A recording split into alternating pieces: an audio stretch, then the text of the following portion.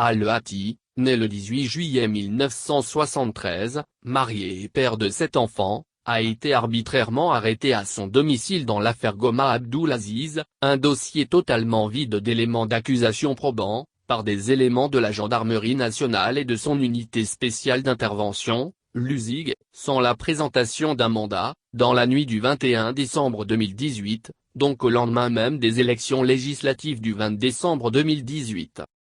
Faisant preuve d'une violence inouïe lors de cette interpellation, la seule question qui lui a été posée par les gendarmes qui se sont introduits dans son domicile est celle-ci: où est Kabila? Sans même lui avoir laissé le temps de répondre, il lui inflige une gifle et, après l'avoir encerclé à plus d'une dizaine d'agents, l'un d'entre eux, un capitaine de l'USIG, lui vaporise directement de près, en plein visage, le jet d'une bouteille de gaz lacrymogène qui, lui faisant extrêmement mal, l'aveugle complètement. Il profite alors de sa détresse pour le jeter à terre, le tabasser, puis le menotte.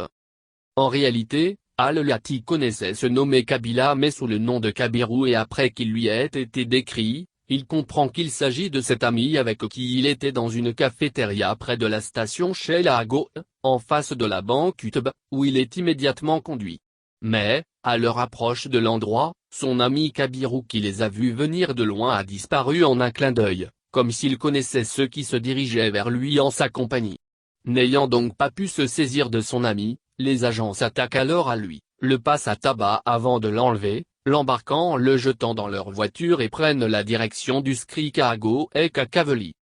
Arrivé là-bas, un calvaire qu'on peut difficilement raconter s'abat sur lui. Dans les mains des éléments du SCRIC, il est si bestialement frappé que même un animal sauvage aurait été mieux traité. Ce n'est seulement qu'au 4e jour de sa détention au SCRIC que sa femme et ses enfants ont su qu'il a été enlevé par la gendarmerie lorsque, conduit à son domicile pour une perquisition, sa famille l'a furtivement revu, sans pouvoir le voir à nouveau depuis lors. Ce jour-là, sa fille Benjamine courait pour l'embrasser quand un agent l'a si violemment repoussée en criant sur elle qu'elle est tombée. À la fouille de son domicile, ce n'est qu'un tricot du PNP et un foulard, trouvés dans son armoire, qu'on exhibe comme un corps de délit.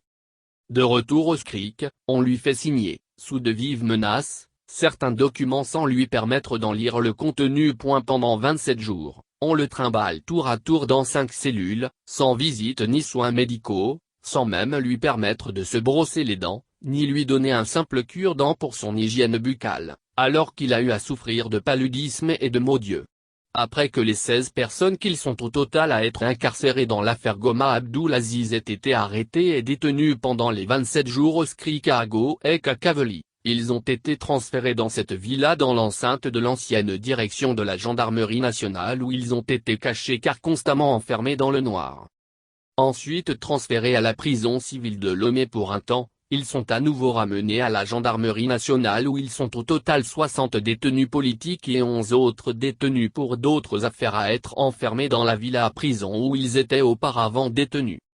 Privé de soleil, toujours enfermé avec ses 15 autres co-détenus dans cette villa sans avoir de contact avec la nature, Al-Hati souffre actuellement de sérieux maux d'yeux, du bras droit et de la colonne vertébrale. Suite à une consultation qui lui a été faite au Chute-Coin il y a de cela 2 mois, on le déclare malade, souffrant d'hypertension artérielle pour laquelle lui ont été prescrites des analyses en cours de réalisation pour en déterminer la cause, la gravité et les traitements appropriés à prendre.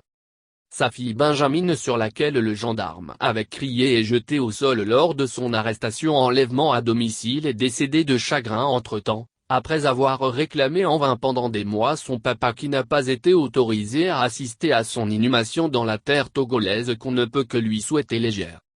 Al-Hati, à qui il reste encore 6 enfants, est toujours actuellement détenu dans la villa où sont incarcérés les prisonniers politiques au sein de l'ancienne direction générale de la gendarmerie nationale togolaise, en face de la BIDC et de la BAD, sur les ordres d'une justice totalement instrumentalisée par le pouvoir togolais auquel elle est inféodée. Dans la perspective de la parodie de procès qui se prépare, lui ont été collés par cette justice aux ordres, les 4 rocambolesques chefs d'accusation suivants: troubles aggravés à l'ordre public, destruction volontaire, groupement de malfaiteurs et atteinte à la sécurité intérieure de l'État.